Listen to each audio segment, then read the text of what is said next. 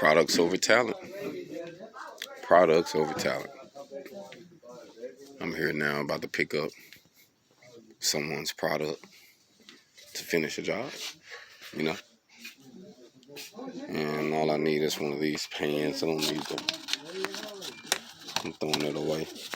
So I'm just going to get one of these cheap ones because that's all I need to finish what I'm doing. So I got them in one of these cheap brushes just to have small little job to finish. But you know, I'm not a professional painter, so I don't ever like to go all the way out. That's not my thing.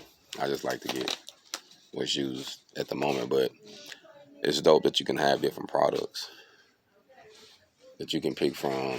You know, if you're a professional, if you don't want to be, if you just need to do it for the time being. You know what I mean? Products over talent, man. Once you get there, then you realize the essence of it, really.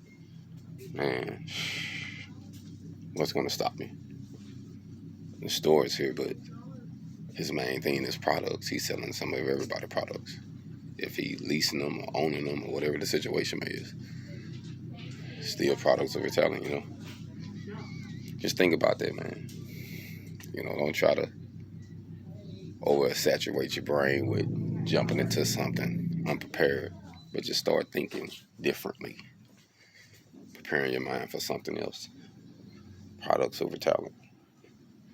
Realizing you ain't going to be able to just work all your life. You're going to have to come up with something else. You're going to have to come up with something else. You're going to have to come up with some products. Hold on.